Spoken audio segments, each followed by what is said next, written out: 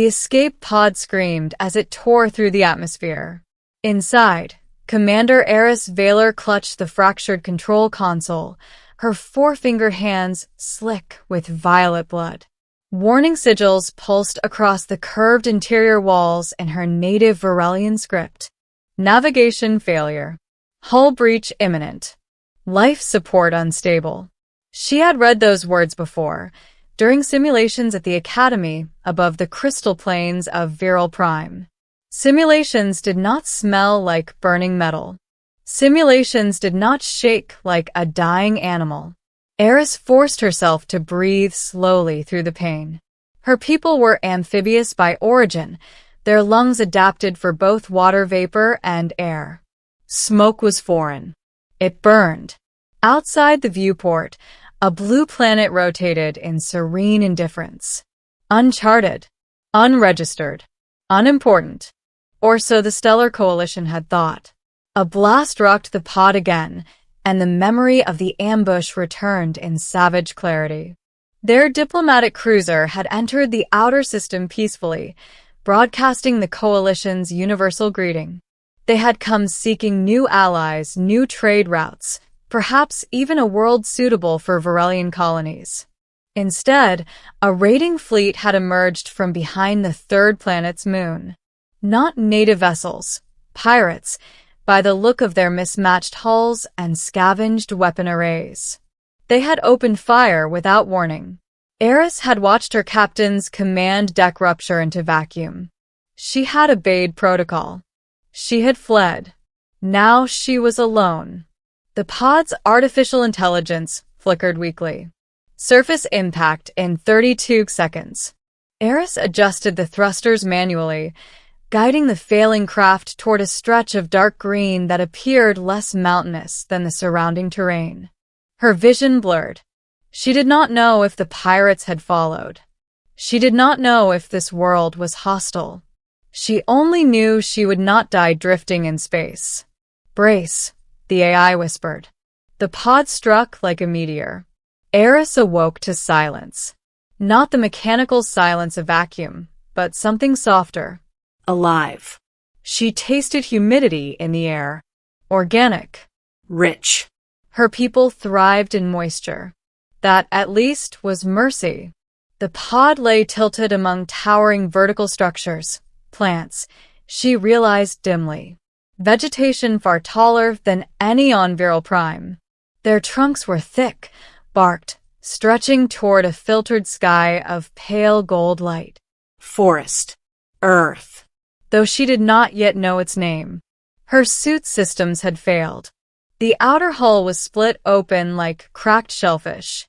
Sunlight streamed across her iridescent skin, illuminating the bioluminescent markings along her arms. They pulsed faintly, an involuntary response to trauma. She tried to stand. Agony lanced through her left leg. Fractured. Eris collapsed back against the pod's interior, her heart hammering. Lost. The word carried more weight than simple location. Lost from the fleet. Lost from the Coalition. Perhaps the sole survivor of her crew. She activated her distress beacon, though she knew its signal would be weak through atmosphere and damaged emitters. It was more ritual than hope. Hours passed. The forest shifted in tone as the sun moved. Sounds emerged, chirping, distant rustling, wind through leaves. No mechanical hums. No aerial patrols. No sign of pirates.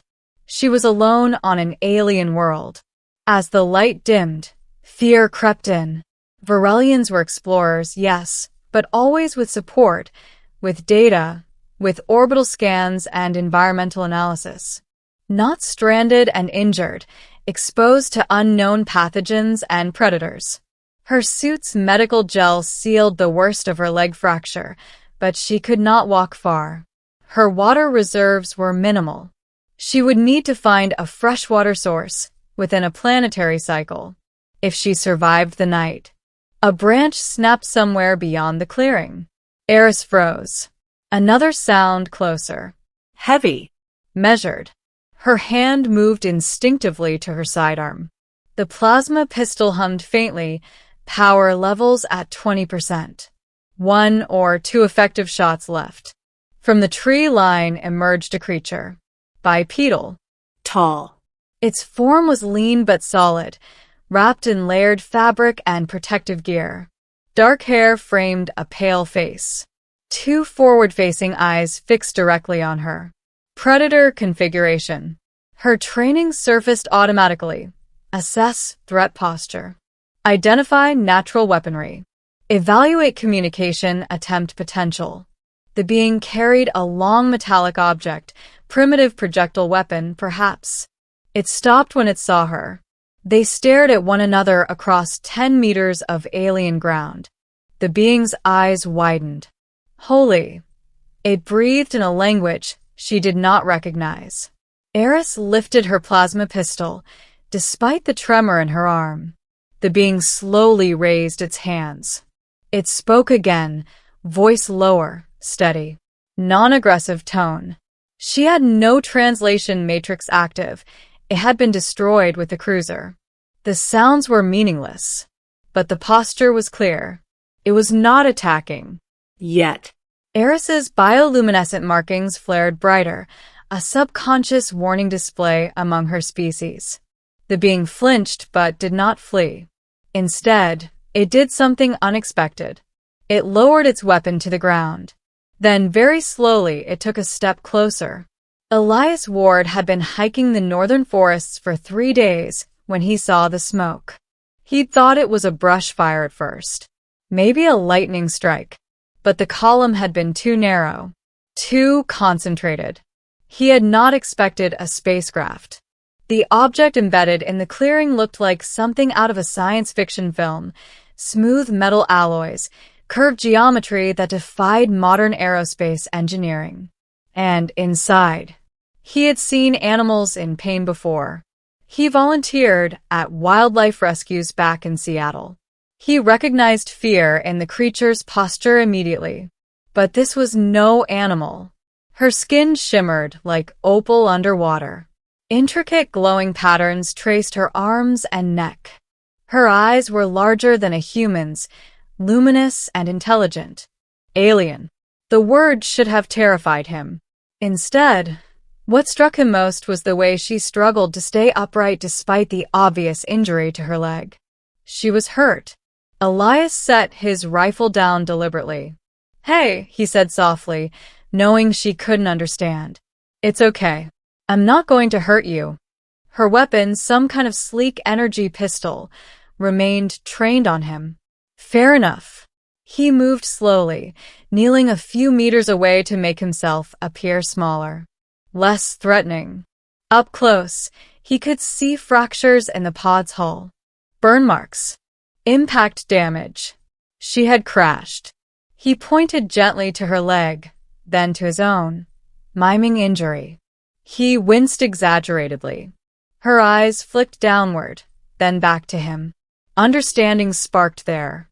Elias felt a cautious thread of hope. He reached into his backpack, withdrawing a white cloth from his first aid kit. He placed it on the ground between them and backed away slightly. An offering. Her glowing patterns dimmed marginally. After a long moment, she lowered her weapon, but did not release it. Progress. Elias slowly approached again, keeping his hands visible. When he was close enough to see the fine texture of her skin, like polished stone over muscle, he realized how fragile she seemed. Not physically fragile. There was strength in her frame, but alone, far from home, lost. He gestured toward the forest, then toward himself, then made a motion of walking with 2 fingers. "Come. Shelter." She stared at him for several seconds, evaluating.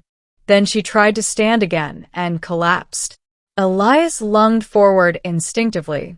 She raised the plasma pistol halfway, reflexive. He froze. "Easy. Easy." She studied his face. Then, slowly, she let the weapon fall to her side. Trust.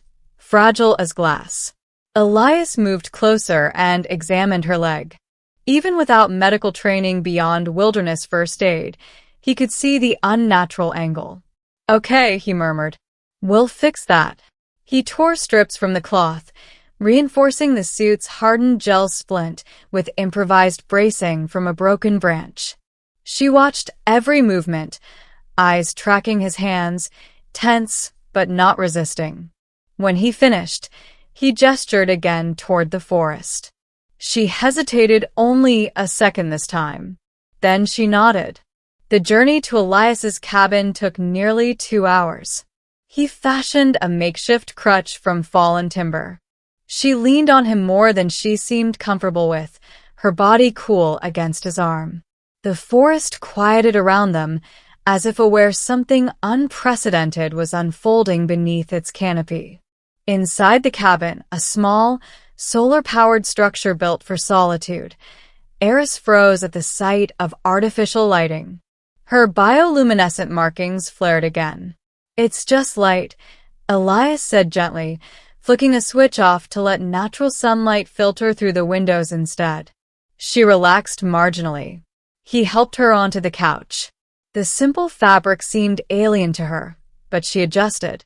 Communication was their greatest barrier. Elias fetched a notebook and pen. He drew a crude figure of himself. Then he wrote beneath it, "Elias." He pointed to his chest. "Elias." Then he held the notebook toward her and gestured questioningly. She watched, then reached carefully for the pen. Her fingers were longer, slightly webbed at the joints. On the page, she drew a symbol, flowing, elegant curves intersecting at sharp angles. Beneath it, she added smaller glyphs. Then she pointed to herself. "Eris." Elias guessed, attempting to approximate the shape phonetically. Her eyes widened slightly. She nodded. He grinned despite the surreal situation. "Nice to meet you, Eris." Over the next hours, they built a fragile bridge of symbols and gestures. Elias drew Earth, the sun, trees. Eris responded with complex star maps and schematic-like illustrations of ships and fleets. When she drew a jagged cluster of vessels firing upon a larger cruiser, Elias's smile faded. "Pirates," he muttered. She tapped the drawing emphatically, then made an explosion motion with her hands. He understood enough. "You're not alone out there," he said quietly. Her gaze dropped. That night, Elias set up a spare mattress on the cabin floor for himself, giving her the bed. He left the door unlocked, uncertain whether that was reassurance or risk. Eris lay awake long after darkness settled. She replayed the destruction of her ship, the faces of her crew. She had failed them. Her distress beacon was unlikely to reach Coalition space through planetary interference. Even if it did, rescue could take cycles. Years. She might live the rest of her life here, among humans. The thought should have filled her with dread. Instead, she found herself recalling the moment Elias had set down his weapon without hesitation. Compassion in the face of the unknown. Perhaps this world was not a prison. Perhaps it was something else. 3 days passed. Eris's leg began to heal under Elias's attentive care. Human medical supplies were primitive compared to Coalition nanotech, but her physiology was resilient. They developed a system of basic shared vocabulary: water, food, danger, sky, friend. Friend had taken longest. On the 4th morning, a new sound pierced the forest. Not wind, not wildlife. Mechanical. Eris felt it before she heard it fully, a low-frequency vibration in the air. Her blood ran cold. She grabbed Elias's arm, urgency flashing in her eyes. She pointed skyward, then mimed an explosion. He stepped outside the cabin. Through the treetops, he saw it. A dark, angular craft descending in controlled silence. Not like Eris's pod, sleeker, predatory. He swore under his breath. "They followed you." Eris limped outside despite his protest, staring up at the ship with naked horror. A beam of white light lanced down into the clearing near the crash site. Elias turned to her. "How many?" She held up 3 fingers. He looked at his rifle. Utterly useless against something that crossed interstellar distances. Eris straightened as much as her injured leg allowed. She would not run again. She retrieved her plasma pistol, checking its diminished power. Elias stepped in front of her instinctively. "Not alone," he said firmly, tapping his chest and then hers. Understanding passed between them. The pirates emerged from the forest minutes later, tall, armored beings with jagged exoskeletal plating and elongated skulls. Their eyes were black, reflective. One emitted a clicking series of sounds. A translator device on its wrist projected broken Galactic standard into the air. "Survivor located. Surrender." Eris stepped forward despite Elias's grip tightening on her arm. "I will not," she replied in her own language. The pirate tilted its head. "This world is unregistered. No interference protocols." Elias didn't understand the words, but he understood the tone. He raised his rifle anyway. The pirate nearest him laughed, a harsh metallic rasp. Then it fired. The blast struck Elias squarely in the chest. Eris screamed. He flew backward into the cabin wall, smoke rising from his jacket. But he did not fall. Beneath the scorched fabric, a titanium composite hiking plate, custom reinforcement from a past climbing injury, had absorbed most of the energy. He staggered, breath knocked from him. "Bad move," he coughed. Eris didn't hesitate.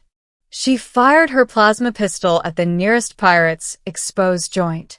The blast severed its arm cleanly. Chaos erupted. The forest became a battleground of alien energy and human defiance. Elias grabbed a metal hatchet from the cabin wall and charged, not because it made sense, but because Eris was outnumbered. He swung at a pirate's leg joint while Eris fired her last plasma charge into another's visor. 1 pirate fell. The 3rd lunged toward Eris, blade extended. Elias tackled it from the side. They crashed into the dirt. Up close, the pirate was stronger than any human. Its armored limb pinned Elias's arm painfully. It raised its blade and froze. A low, rising hum filled the air. Eris stood a few meters away, her bioluminescent markings blazing brighter than Elias had ever seen. They pulsed in synchronized waves, almost rhythmic. From the damaged escape pod, a hidden subroutine activated, a final defense protocol keyed to Verelian biosignature. A concentrated energy surge erupted outward, centered on Eris. The shockwave knocked the remaining pirate off Elias. Its armor cracked under the pulse. The creature screeched once, and went still. Silence fell again over the forest. Elias lay on his back, staring up at the canopy. "Remind me," he gasped, "to never doubt glowing tattoos again." Eris limped toward him, fear etched across her features. He managed a weak grin. "I'm okay." She crouched beside him, placing a cool hand against his chest to verify. "Alive." Relief softened her entire posture. In the distance, the pirate ship lifted abruptly, retreating into the sky without its ground team. Eris watched it vanish. They would not return lightly to a world that fought back. Weeks later, a new signal pierced Earth's upper atmosphere. This one carried coalition encryption codes. Eris stood beside Elias in the clearing as a luminous diplomatic vessel descended gracefully, nothing like the pirate craft. A holographic projection shimmered before them, resolving into the familiar form of a Verelian admiral. "Commander Eris Valor," the figure said. "Your beacon was faint, but persistent." Emotion tightened her throat. "Admiral, we believed you lost." "I was," she replied softly. She glanced at Elias. "But I was found. The Admiral's gaze shifted to the human standing protectively at her side. Is this species responsible for your survival? Eris straightened. Yes. And more. There was a long pause. Then the Admiral inclined his head slightly toward Elias, a profound gesture among Varelians. The Coalition extends gratitude. Elias blinked. You're welcome, he muttered, unsure if translation carried. Eris turned to him. They offer extraction, she said carefully, using their shared vocabulary. Home. The word hung between them. Home. Viral Prime's oceans. The Coalition. Her people. Or this forest cabin. This improbable friendship. Elias swallowed. What do you want? She looked at the trees. The sky. The place she had crashed and nearly died. Then she looked at him. I was lost, she said slowly. Not just here. After battle. After failure. She touched her chest. You found me. Emotion flickered across Elias's face. You're not lost anymore. She smiled, a subtle, luminous curve of expression unique to her species. No. She turned back to the hologram. I will return, she said. But not alone. The Admiral's eyes widened slightly.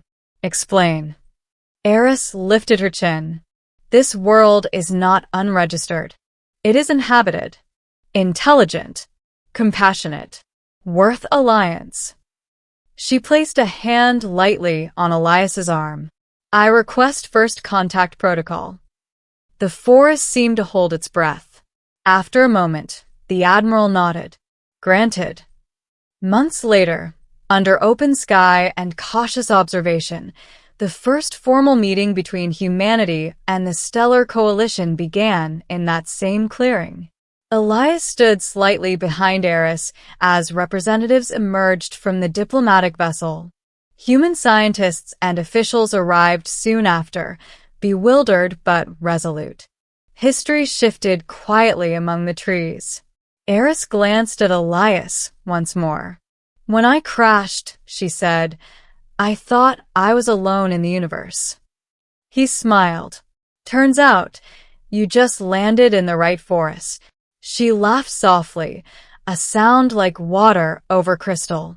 She had thought she was lost. Instead, she had been found. And in being found, she had connected two worlds that might otherwise have remained forever apart. The forest, once the site of fear and survival, became the birthplace of something greater. Not rescue, not conquest, but understanding. And it began with a human who chose to kneel instead of raise his weapon. The clearing did not become famous overnight. There were no fireworks, no global broadcasts in the first hour, no triumphant declarations carved into stone. Instead, history unfolded quietly, beneath the same tall trees that had watched an alien crash and a human choose compassion over fear. The Coalition vessel remained suspended above the forest canopy, like a second moon, its hull reflecting sunlight in iridescent waves. Human authorities had sealed off the region, though the word alien was already spreading faster than any containment line could manage. Elias stood at the edge of the clearing, feeling profoundly small. Across from him, Commander Eris Valor stood tall despite the faint stiffness that still lingered in her healed leg. Her bioluminescent markings pulsed slowly, not in distress this time, but in calm synchronization. Among her people, it was the pattern of equilibrium. Behind her, 3 Varelian envoys stepped forward in ceremonial attire, flowing, translucent fabrics that shifted color with subtle internal light. Their movements were fluid, almost aquatic. On the human side, representatives arrived with cautious posture and carefully neutral expressions. Scientists, diplomats, military observers, some skeptical, some awestruck. The first words exchanged between species were translated through a rapidly constructed linguistic bridge, an improvised system combining Eris's explanations, human AI processing, and coalition lexicon mapping. The translation was imperfect, but the meaning carried. "We come in acknowledgement," Eris said, her voice projected clearly through coalition tech. "Not as conquerors, not as saviors, but as those who were shown mercy." There was a subtle ripple among the human delegation. Mercy was not the word many had expected from an advanced interstellar civilization.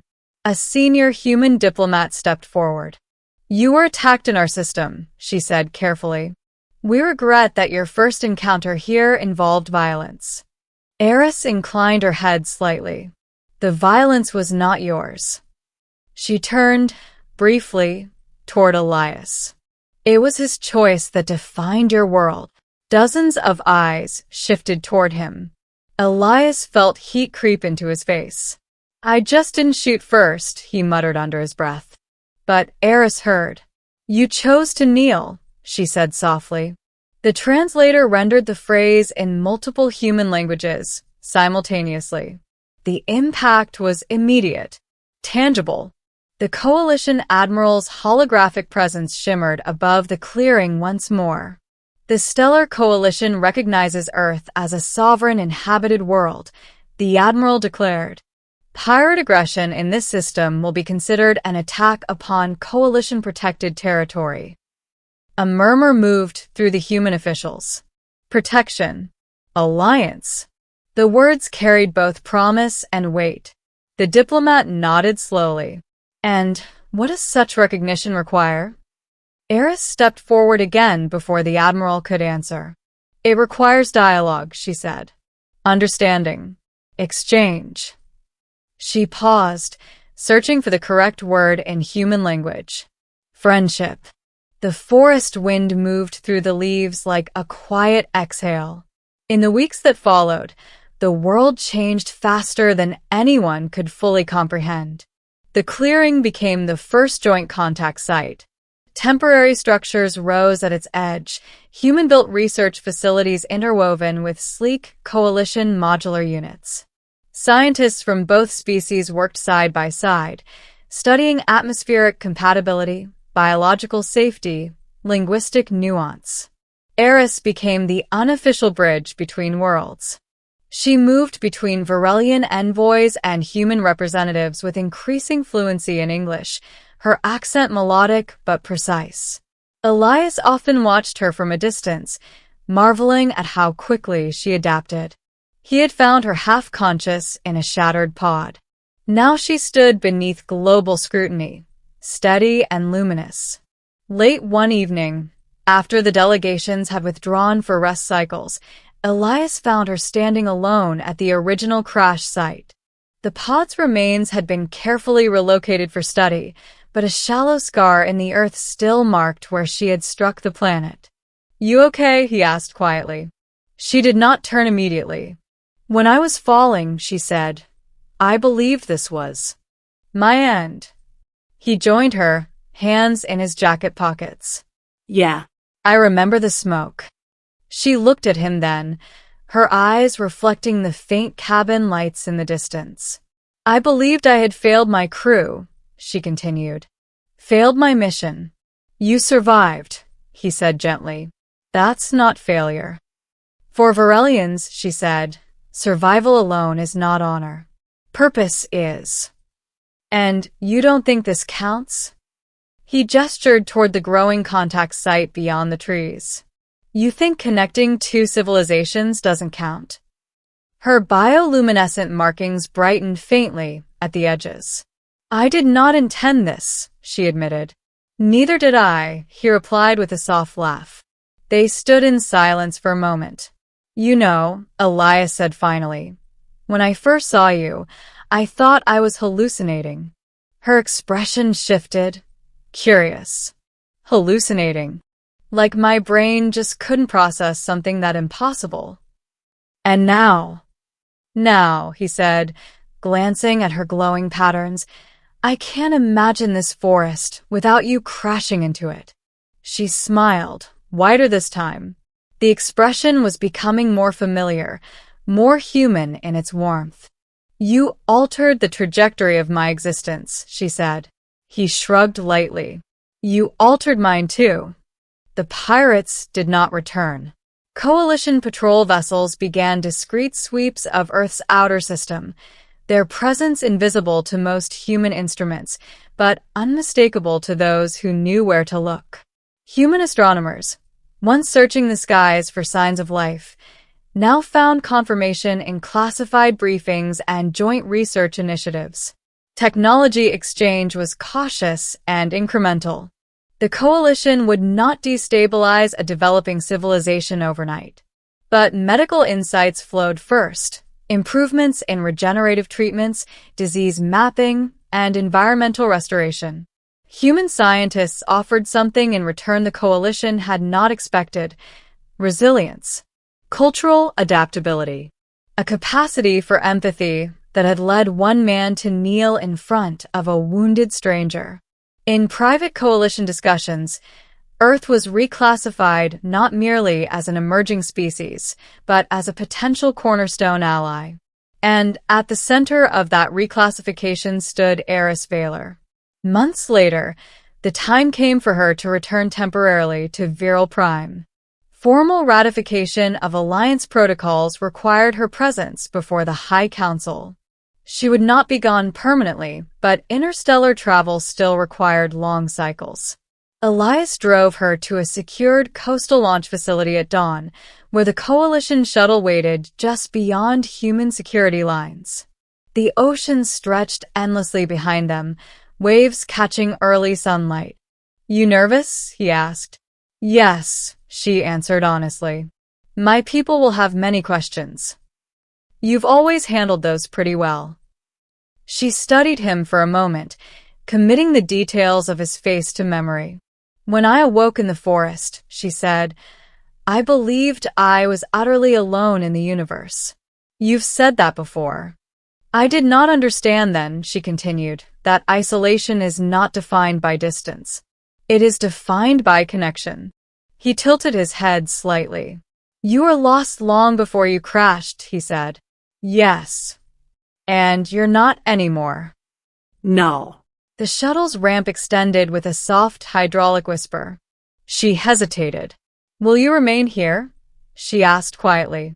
"For now," Elias said. "Someone's got to make sure humans don't panic every time one of your ships blinks into orbit." A faint pulse of amusement lit her skin. "I will return," she said. "I know." She stepped closer. For a moment, uncertainty hovered between them. Two different species, two different evolutionary paths. Then she did something neither coalition protocol nor human diplomacy had prepared for. She embraced him. Her skin was cool and faintly luminescent against his cheek. Her heartbeat, slower than a human's, steady and strong. "You found me," she whispered. He swallowed. "You weren't that hard to spot. You were glowing." A soft sound escaped her, laughter. She pulled back, eyes bright. "Until I return," she said. "Until you return." She ascended the ramp. The shuttle lifted smoothly into the sky, joining the larger vessel waiting beyond atmosphere. Within minutes, it became a glint of light against blue. Elias stood watching long after it vanished. He had gone into the forest seeking quiet. He had found the universe. 1 year later, the clearing no longer felt isolated. It had become the Earth Coalition Cultural Exchange Preserve, protected land where first contact was honored rather than exploited. Students visited.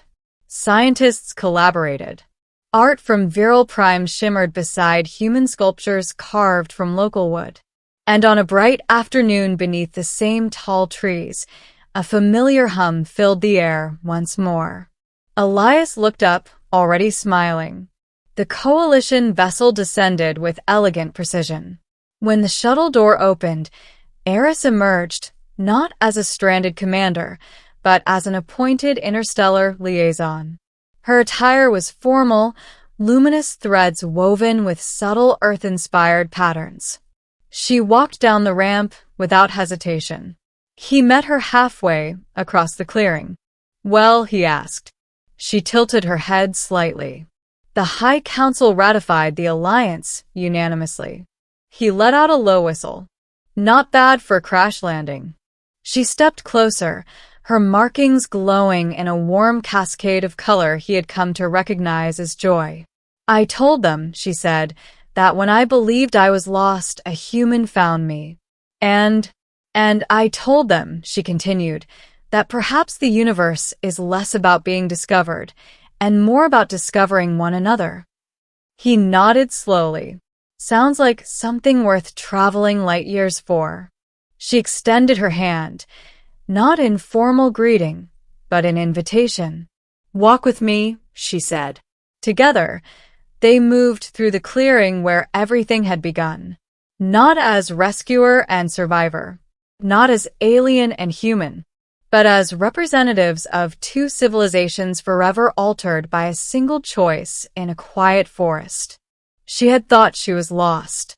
Instead, she had been exactly where she needed to be. And because one human chose to kneel instead of fire, the stars themselves felt a little less distant.